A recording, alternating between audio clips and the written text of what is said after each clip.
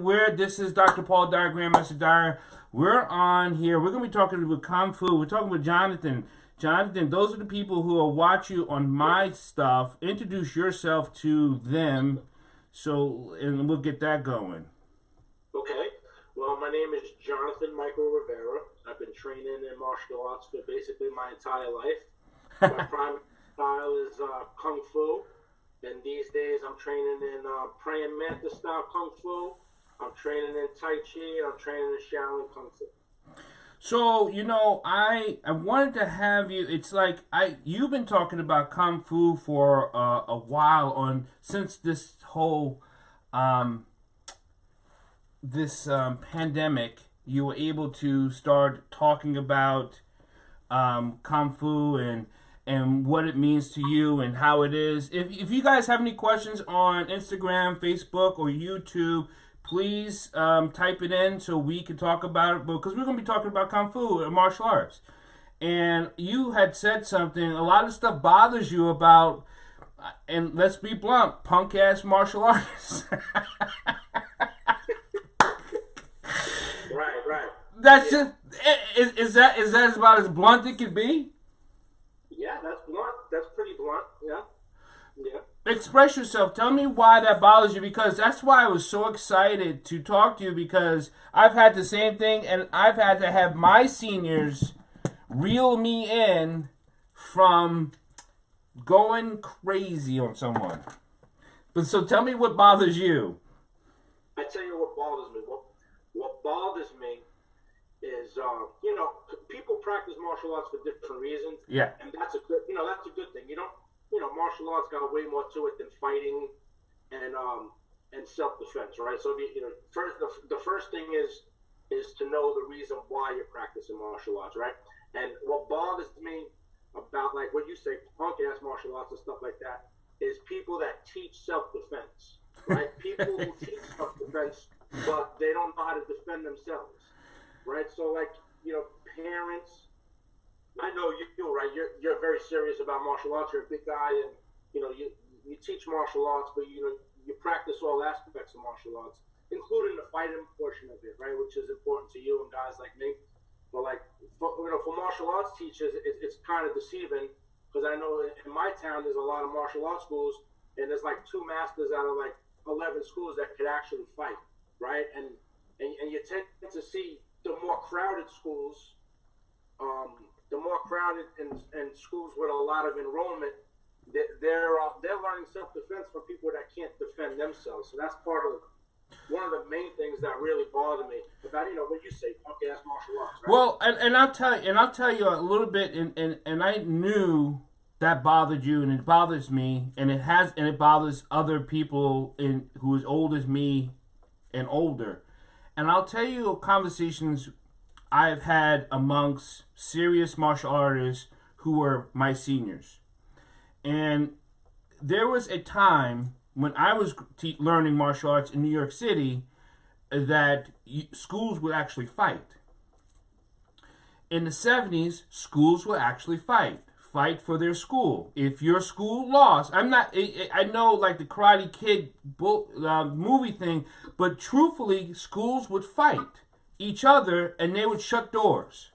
It happened in the 60s. It happened, my senior teachers did it in Chicago. The lineage and stuff I come from, they did it all the time. It's not, I know a lot of people may be watching some of these old Chinese movies or whatever, and that's great, and it's fun, but in actuality, you would go to someone's school and challenge them. And if they could not beat you, you would shut their school down. Okay. I actually believe in that theory. I do in my heart I do. But now let's look at it on a legal term. We can't do it. Well, we can do it. As far as shutting down schools and stuff like that, maybe it's a little bit drastic. And but one thing I always say is you don't have to be the best fighter in the world. Right. You just have to know how to fight and have an understanding about fighting. And I wouldn't go to the extent of, I beat you, shut down your school, because I don't feel like it's a bad thing to lose a fight. No. Like, No. Like, as long as you have the heart to fight, you understand fighting, and like you understand your system, and you know how to apply it. It doesn't mean that you're going to be the best in the world. There's always going to be someone better than you. Mm-hmm. It's just like, you know, you have the heart to fight, and it could be a great fight that you lose. You know, I've lost many fights, and I don't think it's a bad thing for someone to lose the fight. I just think, you know, do you have the heart to fight? And you know, what are you going to get from your losses? You know, because I feel like some of my losses have been my best lessons in terms of growth and learning in martial arts, right? So I think we lost that, you know, the aspect of just the whole thing on why we fight, like, right, why we fight in martial arts. So you know, the skills better each other, right? It is. You know, here's the thing, and I also believe in the brotherhood. I also believe in the family unity between our sisters and our brothers and our elders, our fathers, you know, all of it. There's a family dynamic to it, and that's why I call you my brother, because I know where your heart's at. But I don't call many my brother or my sister because I don't feel that the heart has been tested, and it's not up to me to test it. You know what I'm saying? It's not like I'm holding this gavel going, you know what, I don't know about you. You know what I'm saying? But sometimes it's how you carry yourself and how you open your mouth. And sometimes good people in martial arts, you learn so much aspects about self-development, right? Self-care, preservation, sharing, loving, hiring thyself to serve others, you know, to be the better dad, the better mom, the better sister, the better brother, all those things, to better be spiritually connected to all things. We learn all that in the martial arts practice, and I understand some schools never get there. Why do you think that is? Maybe they're not honest with themselves, right? And I give you a good story, right? Like, we're fighting and losing. It's hard for people just to simply do this. All right, there's a guy named Kwan, right? Kwan runs a Gracie Brazilian Jiu-Jitsu school down in Florida. He got prominent students like Shaquille O'Neal. He kicked my friggin' ass a few years ago. I mean, he beat the crap out of me. Nothing I could do to this guy. You know, so I start training under him and learning his jiu-jitsu and stuff like that. You know, because for me, you know, at the time, I was just very honest in the fact, like, wow, I don't know what the hell's going on when I go down to the ground. So I had to learn, you know, about it. But it was easy for me to say, well, what I'm training in was lacking, in, you know, in that department, and I need to go get some of that and educate myself in some of that. And maybe people are brainwashed, you know, from their teachers and their styles, that my style is the best style and my style is the only style and it's the only way. And you know, I don't think that that's the case. I think every style got good things and bad things about them. And, you know, some of the best styles, you know, take a little bit from everything, like martial arts as we know it today, and even martial arts in the past.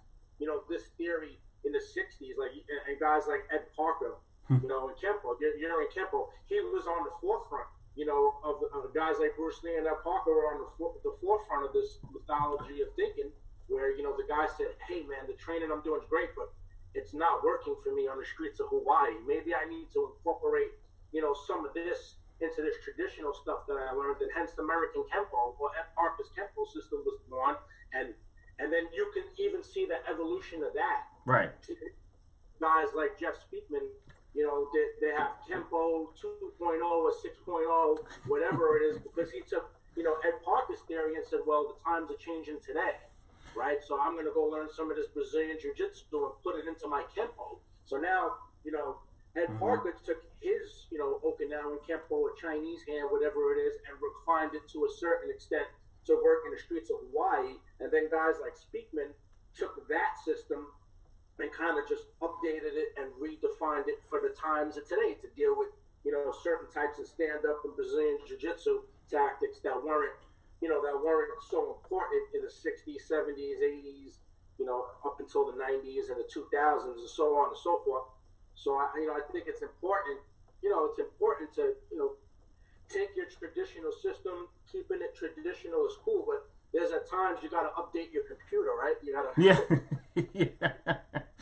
You know, the one thing about I get and I guess for people who have not studied anything, don't understand there's a science behind it, right? And like you mentioned a great word of evolution, right? We evolve in the type of physical we are, the type of width or size or speed. I mean, everything will evolve. Humans evolve. Our cognitive skills evolve.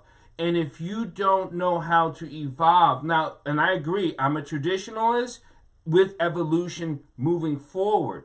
Meaning, I'm a traditionalist is that I understand where I come from, but I also know how to move it forward. Right? I don't disrespect my heritage or my history by learning something new. Matter of fact, a good teacher will allow you, will encourage you to grow, to breathe, to adapt, to overcome, to just like, you know, be you and still be part of the family. Don't you agree? I agree 100%. I agree 100%.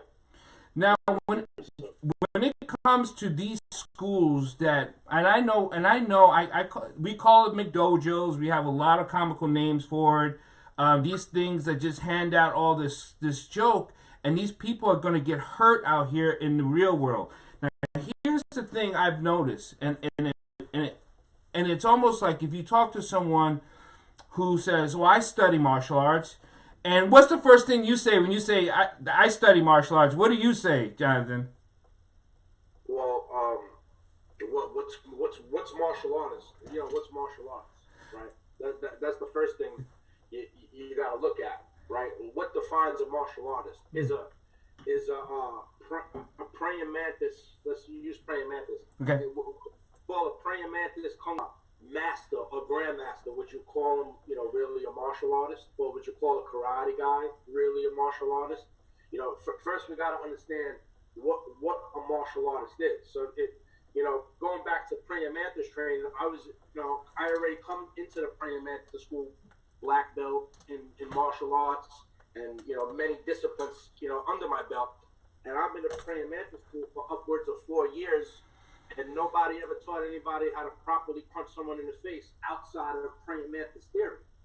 And I would think to myself, wow, this is really fucked up. You know, I really wasn't looking for that, you know, punch you in the face type of training. But I realized some of my younger brothers, older brothers and sisters, praying mantis only martial art they've ever done in their life. They don't know how to properly punch someone in the face outside of using mantis theory.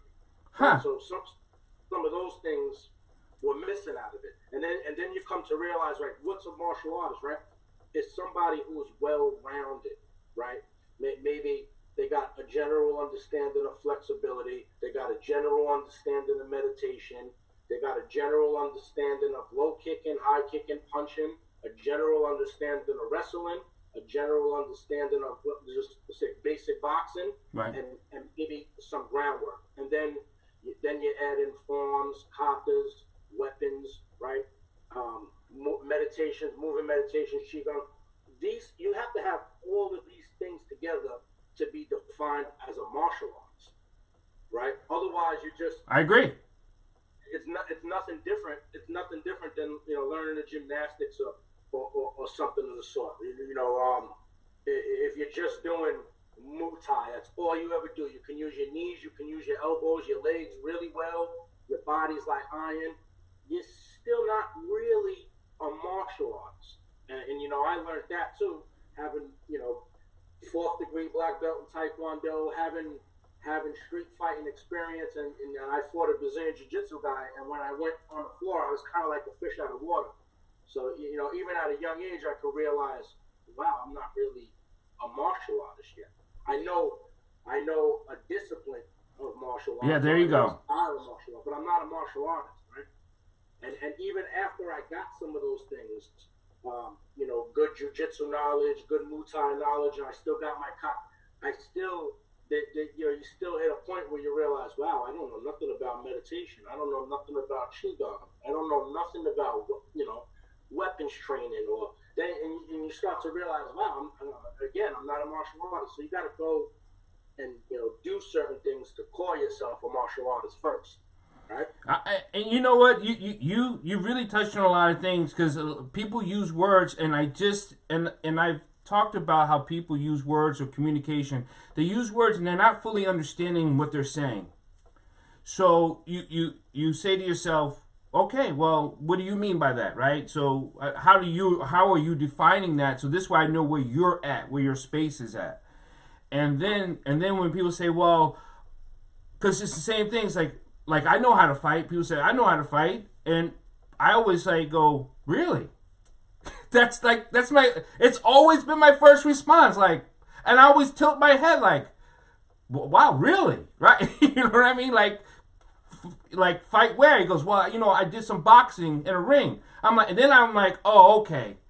Now I know where you at, because boxing in a ring is boxing, not fighting.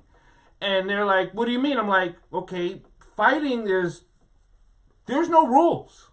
There's no rules in fighting. Okay, boxing's got rules. It just does. That's why there's a guy in a striped shirt with in the ring with you. It's got rules. Fighting, no rules. And also fighting, I'm not hanging out with you. I'm going to put you down as fast as possible, and I'm done. I'm going my way, And a lot of people don't look at it that way. They look at like when they spar. It depends on how you spar. Like in sparring in certain schools, in many schools, is to work on your technique to let it come out of you, like sweat. Let it just immerse out of you. And I know some people could fall right back into they go back into the little street thing. Okay, well, that's not sparring anymore. Now you've just turned it into something else. Because sparring in a school is supposed to let the technique come out. That's what you're working on in sparring. Let it flow. Let it release. You've done the forms. You understand what you're doing, so you can work it. Yeah. Right. And hit bone-to-bone contact, building up to dexterity. Yeah. Learn, preparing the body to take, big leg kicks, big body shots, so on and so forth. But I think, you hit the nail on the head where you say, there's no rules in a fight. So I think, I always say praying mantis, it's good to learn something else before, because it's like a peanut butter to a jelly. When you watch a mantis lock up an insect's arm, right? I watched this the other day. Praying mantis locked up a lizard. A lizard attacked the praying mantis. I was watching this video online, and the praying mantis locked him up with his arm. The lizard couldn't move. What was the next thing it did is what you got to look for. Right. Well, after it had his arms locked up, it started biting his face. Right? It started biting his face. That's in a street fight. You have to, you take what you got from whatever boxing, whatever wrestling and you got to factor in someone biting your nose or biting your cheek or biting your ear off. Mm-hmm. Right? Mike Tyson showed you that, right? Right. Bite your ear off. And that, I don't think that, people understand that. There's a Grayson school down the way, right down the block from my school, a few miles down the road. They're very good at the Grayson school. And I went down there and I rolled with some of the guys. Right. And they're really good. And I roll with them their way. And the guy tapped me out with a triangle choke. He's like one of the black ones over there, and I was like, all right, now let's try that again in real time. Yes. And again, he went to do the same move to me. Right now, this is without the rules of standard rolling. Same move, leg went around my neck the same way. Only thing this time is I took a big bite of his in the thigh. Okay. As soon as I bit his in the thigh, he released, and I hit him in the groin. Yeah. What do you think? What do you think he said after that? You can't do that. There you go. Whoa! You can't do that.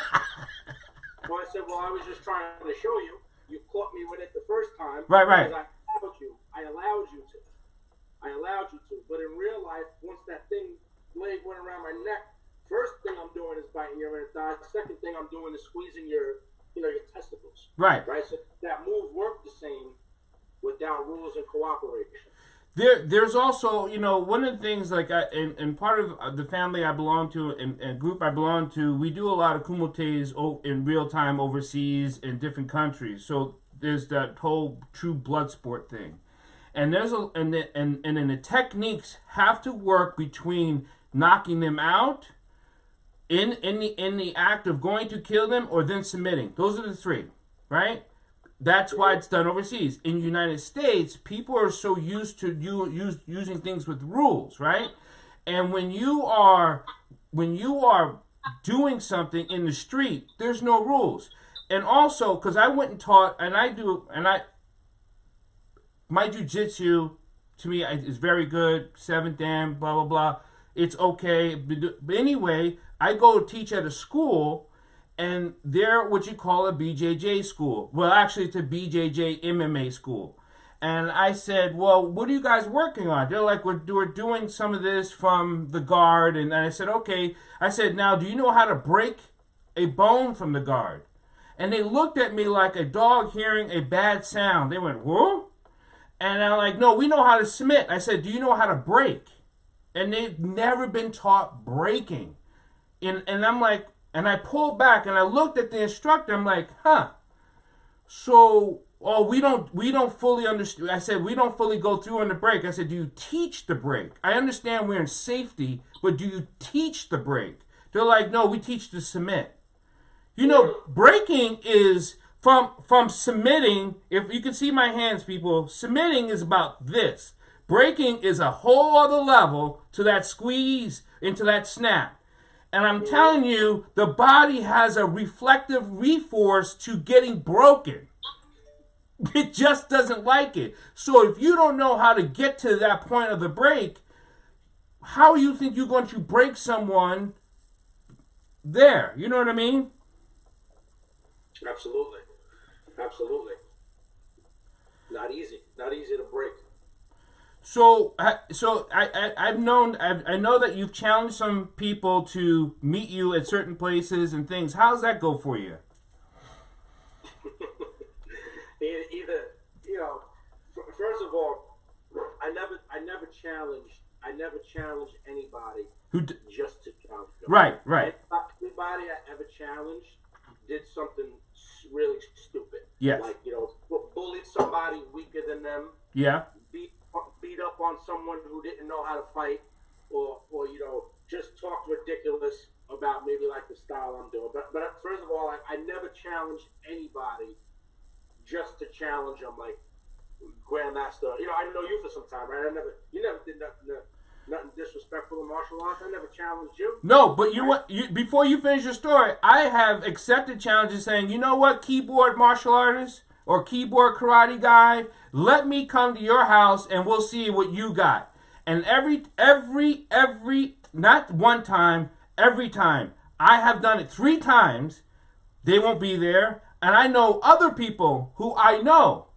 And and I won't mention any names, I won't put their names, but people have done the same thing. People out of New York, they were like, well, I'll fly to Miami. I'll be there next week. And what are you going to do? And and all these keyboard people who like to blah blah blah blah blah blah never show up. So you go ahead and finish. I never had. It's sad to say, in Kung Fu, anybody who ever got challenged or challenged me, they never show up. The only people who challenged me and actually showed up is usually been a Brazilian Jiu-Jitsu guy, someone from the UFC school down the way, and a couple of times some Kyokushin karate guys. I mean, I was fortunate that the few people that did come to challenge me, I didn't lose, and taught a couple of lessons. Could have very easily went the other way, but a couple of people again that I lost to was coming out of my Brazilian Jiu-Jitsu school. I think there's like 2 of them, right? Rob Kwan and Justin Garcia. So my Brazilian Jiu-Jitsu teacher, Justin Garcia, and his teacher, Rob Kwan, they challenged me to disprove their Brazilian Jiu-Jitsu, and it didn't go so good for me.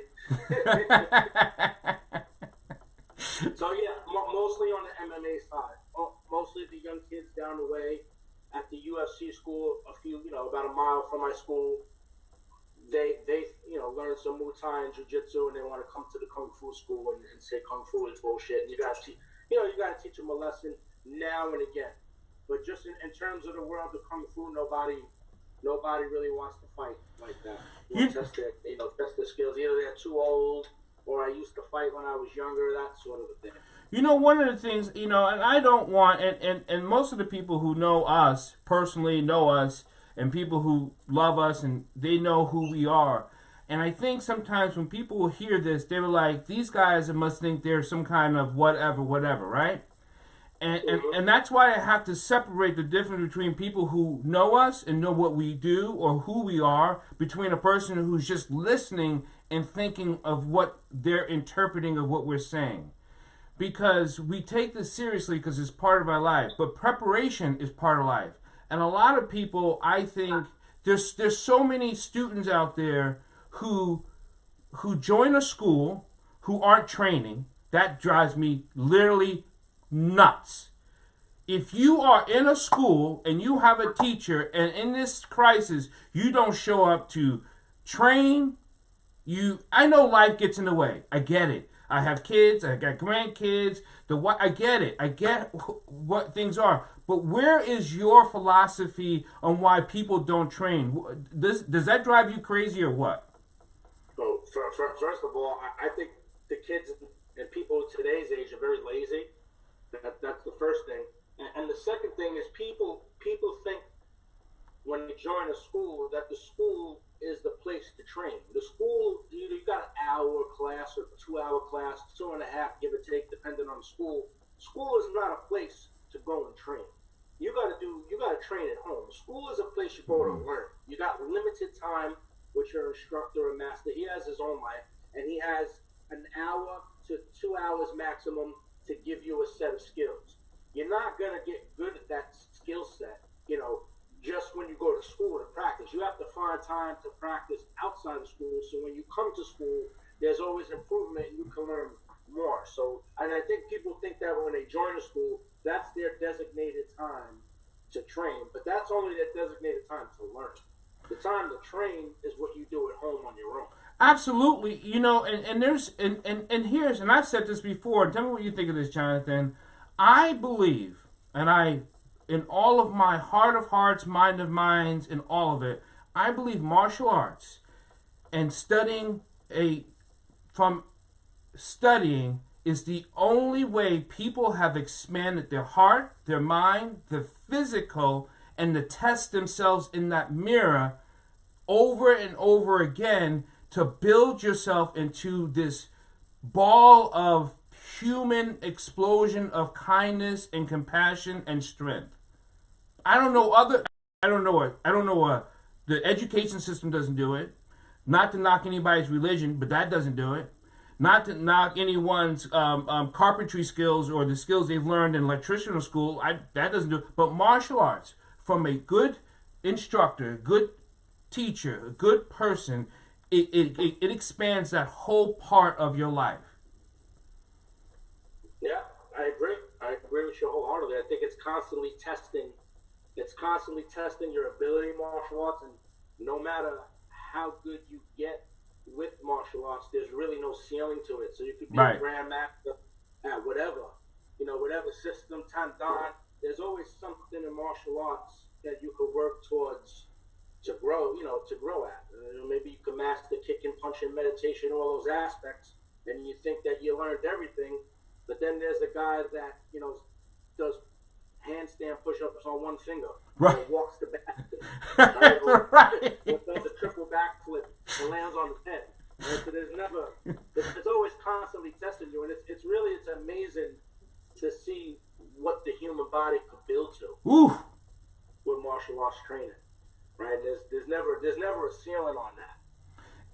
And I think, of course, hopefully we think, and we hope people learn it, but like this time of crisis, this time of this COVID issue, and there's other things that may come back. There are other things that may get looked at, but as far as martial arts schools, and I think I pray the hardest for martial arts schools, and here's the reason why. because I know in my life of teaching, as long as I've been teaching, people who don't look at our what we give to the community and what we give to the individual as important as they look at other things. They look at it more of like, well, if I can get rid of if I can get rid of a couple things, my kid's going to that school, that's going to drop. And we're so much more important than that. Well, I think that parents put their kids in schools for certain reasons, and when they get that result, they just they quit on it. Yeah. Or they get up. I've had a couple of kids come through the door with zero confidence at all, and in 6 months to a year in, now they got 100% confidence, and the parents are just kind of like, okay, the job's done now. Right. Okay, got right. this now, so long. But maybe that's just one aspect of martial arts training, gaining confidence. But then there's other benefits to it too. Like the way you learn at school, the way you interact with people. There's a lot of benefits to martial arts. Outside of what people, maybe someone just has a health and fitness goal, or maybe getting a black belt on their bucket list. But I don't think that martial arts gets enough respect in terms of it's a way of life, right? Martial arts is a way of life. It's not that thing that you do. Like my friends say to me all the time, you still doing that shit? Still doing that kung fu shit? Yeah, still doing of course I'm still doing it. You never stop learning that stuff. You're still doing that shit all these years later. It's not something that I do. Something I am. It's something that's a part of me. It's something that I am, and I'll do it. I'll do it if I'm crippled. I'll do martial arts. The other thing, like and because of doing and you mentioned this before about self-defense and martial arts and different systems, people need to understand there's actually three different things. Learning a system isn't martial arts. Self-defense isn't martial arts, but martial arts can encompass both. Hi, baby. Hey, baby. How many girls you got? 2. You may not know this. You may not. I have 7 girls. Wow.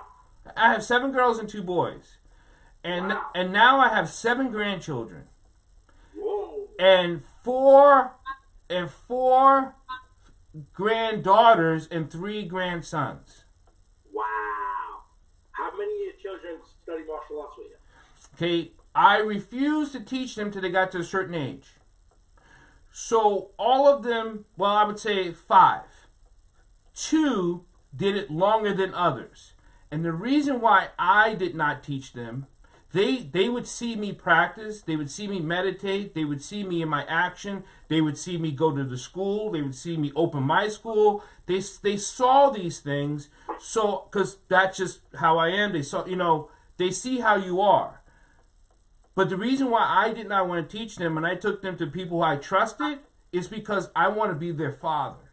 I want to be their daddy. I want to be a person that says, like, I'm a fitness guy, right? I train people on different levels of fitness, between pros to amateurs. I never train my kids unless they say, Daddy, can you help me with this? Okay. But I would never give my suggestions because I'm there to be their supporter. I'm there to hug them. I'm there to cry with them. I'm there to laugh with them. I'm not there to be their teacher, right? I want to be their father. I want to be their dad. And I think kids, until they're able to separate the difference between that's my teacher teaching me, between that's my daddy teaching me, that's a tough get. That's a tough get. Yeah, and I definitely understand, where you're coming from with that. My oldest daughter just turned 9, and my youngest daughter is about to turn 6 in a few weeks. And I took the same approach. When my oldest, back when she was just turning 4, I wanted to teach her martial arts. I took her into the school, and I found it was impossible to teach my daughter kung fu. She wouldn't listen. She would run around and about, and I'm a strict teacher. Right. So it was Right. so I realized exactly what you're saying. I need to be a dad here, and she's not gonna like martial arts if it's not fun for her. Right. So what I did is I took her down to the Sato Karate Dojo in New York City. Tadashi Nakamura. Yeah. You know, I bought a couple of belts for her. You know, she got a couple of belts in, couldn't make a fist at the at the end of it and stuff like that. But you know what? She had fun. She had fun. She exercised. She got to wear a uniform. It was great. And she got to a certain point where I felt she was okay. She could do kung fu now, and I put her with my teacher. You know, just let her learn in the class and stuff like that. And what started happening was I'm also an instructor in the school, but I would never let her attend my class. I would put her with one of my put her with one of my junior kung fu brothers, and let her go in that class. And eventually, she would see me on the other half of the school teaching the other students, and she's like, "Hold up, I want to be over. I want to be over there." Right. Right. So, probably like the last year. She's like, "Daddy, I want to learn martial arts from you. I don't want to learn monkey blocks the sun from bed anymore." Right? So she came over to me and started training. And she's been training with me for about a year. She's doing really well. She loves it. And what I noticed is I was going to do the same approach with my little one. Mm-hmm. But my little one was a little bit different. She's a little bit of a special case. She wants to do everything her older sister does. Aha. So Sissy's doing it. Oh, well, baby, you can't learn kung fu because Sissy went to karate first. Right. Gotta do that stuff. No, I want to do kung fu like Sissy. So she came right over. It was easier for her, and she actually learns even at a faster rate than her older sister does because she constantly wants to be better than her older sister. So it's like a competition thing. So they both train me. I got in my class is my about to be 6-year-old and my 9-year-old, which is pretty interesting because they're almost about at the same level. And if you haven't mentioned this about your school, and it maybe you wouldn't because of how humble you are, you have an amazing seafood. I have the utmost respect for your senior teacher. I've sat and visited with him on 3 times, just sit and talk and have tea. When the lights are off on the mat, and we went over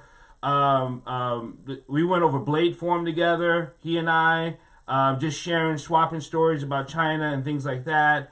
And I just tell you, it just bravo, because what he is and what you guys pick up from him, it absolutely shows. Well, I think Master Kwan taught me everything I really wanted to learn about Kung Fu. But Master Kwan was the first one, the first Chinese man I know. He would say, "John, that's bullshit. Don't follow it. That's no good. John, no, that's movies. No, that's fantasy." Right? So he was the first one, to tell me what's real about Kung Fu, what's not real about Kung Fu. And we had some stories, and this is why I love him. Early on in the school, my first few years, going back before my daughter was born, we had some students in the school that thought, only Chinese masters were, great at fighting and great at Kung Fu and stuff like that. And, they were getting into talks about when my teacher was young, my teacher was a badass. He hit you with a chain. Yeah. He'd bust you down. Right? He was the first one to say, "John, there's no defense against the knife. If someone holds a knife upside down, run for your life," But, respected these things, there's things about him. And the kids would say, "Yeah, John, you're good, but you'll never be able to beat up Master Kwan." At the time my teacher was in his 50s. Now he's in his late 60s. Mm-hmm. And I would never say nothing. And, that would be like a constant thing in the Saturday class. "Yeah, John, you're good, but you'll never be able to beat up Master Kwan." One day, Master Kwan answered for me. He's like, "Are you crazy? I'm an old man. John to kill me. I can't fight no more. I'm old. I'll hit him with a pipe." Did he tell you about... I'm sure you guys have had some great talks about the early times in Chinatown when... he wasn't really allowed to teach. They didn't give him the okay for... And he was like... Have he told you those stories? Sifu Kwan's teaching Shaolin Kung Fu and Chen Tai Chi. Right. But Sifu Kwan comes from Burma. Sifu Kwan comes from Burma. And Sifu Kwan learned martial arts from a special forces guy. And it was Southern Mantis based. A lot of horse stance training, a lot of that nature. But the guy was combat orientated, very take the eyes out first, smash the groin first, do all that kung fu stuff later type of an attitude. So, Master Kwan feels like the way I feel about, masters teaching gymnastics and stuff like that. He's about the basic foundation, but when he sees that you're serious about, martial arts, those certain few people that are really serious, he put it to the side and he'll give you the real. Like, he believes in Qigong for health and fitness and Tai Chi. There's a time where he would say, "Come here." He'd grab me, he'd grab Phil, and he'd say, "Look, forget all that. This is what you need." Right? And he'd give it to you. He'd give it to you real, because Master Kwan's living in Burma. People were starving. People were killed. Yeah. He said he used to swim in the river, and there'd be dead bodies floating in the river. So they're using martial arts for survival, right? To get food, to stay alive, and just coming here, as and it's not just in Kung Fu. It's every organization or every prominent school. Yeah. There's unfortunately it's more political based. Yeah. You've got a lot of brown-nosing students that've been in the school for 15 years. When someone comes along and learns in a week what took them 3 years to learn, it becomes very intimidating. They make the environment impossible for you. And I think it doesn't differ with the teachers. You got a group of these old fucking masters, stuck in ways, and they're like, "Oh shit, here comes this fucking guy, Sifu Kwan. He's gonna teach him how to pull the fucking eye sockets out. What are we gonna do? What are we gonna do? We can't teach 12-row Tontoy for 4 years anymore. A lot of people, when we use phrases of a lot of people, when I use a phrase of a lot of people, I am trying to protect the innocent. And there may not be as many as we say there is, but there are still so few who really hurt what we care so much about. And in that process, you understand that, do I leave them alone, or I just keep building what I believe is positively on the next level, and I'll leave those clowns behind. Just like, and one of these things that bothers the dickens out of me a lot is the Krav Maga schools. They drive me crazy because I've trained with people from Israel. There is a difference between what Americans understand about protecting their own and what they're learning in this school of just total aggression with nothing. The Americans don't understand it, and that's why you see people on the street who get attacked, and you're like, why would you? I always say about self-defense and self-preservation and protecting your family, protecting your loved ones, being able to service the community. Why would you keep betting on hope to protect you? Like, I hope this doesn't happen. I hope people have more alarm systems for their home than they do for their body. I know I did this seminar and I was teaching self-defense, and I was like, how many here got car alarms? Everybody raised their hand. I said, how many people can stop me from taking your keys? So it doesn't matter about your car alarm. I'll just take your keys and unlock it.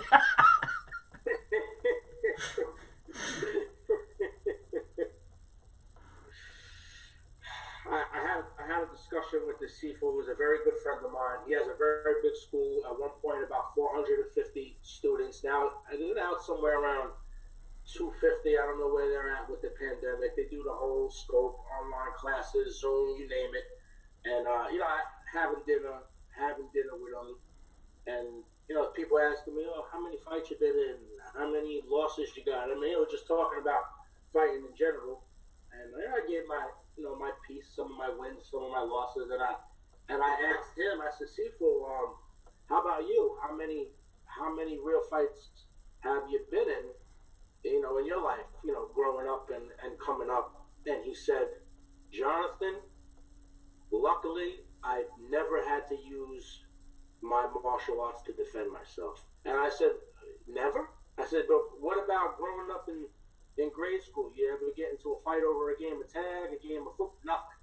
Never been punched, never hit, nothing. That's nothing it. outside That of sparring. But I said, you got 400, well, at the time, I think it was about 350. You got 350 students in your school following you to learn how to fight. And you're teaching people how to punch people in the face and how to fight and how to defend yourself, but you never did it yourself. that's disturbing.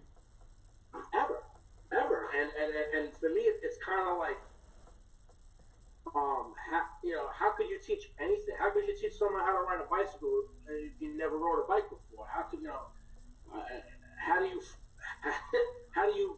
how do you teach somebody to defend against an assailant or attacker? And is martial arts not an ancient system of fighting? Yes. And how when it gets to the topic of engaging in fighting, and how come, like, when we talk about, all right, let's spar a little, why do we get to the point where you tell me I have no martial morality, I have no respect, and oh, you're arrogant, or you're missing the meaning of the martial art? I'm pretty sure martial arts is an ancient method of fighting that does incorporate other aspects to physical training and mental wellness and spiritual development and cultivation. But when do we take the fighting art out of it? And when did it become disrespect? On my page, I'll post a link. And contact me on my Facebook page, Jonathan Prince Rivera. Go right through Grandmaster Dyer's page, where I'm a friend of you. Easy to find. I keep my stuff pretty private. Most of the people on everyone on my Facebook page I actually met in real life, so I really don't have a lot of people on my Facebook page that I haven't met. I try to keep it low. Well, brother, I love you dearly, and I'm so glad that we're able to do this. And again, thank you, Jonathan, for sharing our time. We love this time together, and let's do this again, because I love talking about martial arts. I could sit around and just talk about martial arts until the cows come home, and that little phrase there. But brother, be well, be safe. I know you're in New York, and I'm in Maryland here, and we'll get through this in our new normal. So I'm not very worried about that. Absolutely. Yeah, thank you for having me. It's definitely been a pleasure to talk to you about martial arts and stuff like that. Anytime. Absolutely. Thank you guys for listening. Thank you guys for joining. You can always contact us. Contact Jonathan if you have any questions about his style, about the praying mantis, or anything. If you think you're a martial artist and you think of like where he is, because his school's in Terrytown. So if you listen to this on the East Coast, Mamaroneck. Yeah, right there. Up Mamaroneck. And if you have any questions and you want to know someone who wants to teach and learn from him and Mamaroneck and all that stuff, please just contact, and we just put out the information. And if you're a martial artist, you know what we're talking about. And if you're a young practitioner, please do me one. If you could do me one solid, and that is to take the time to study what you are doing all the time.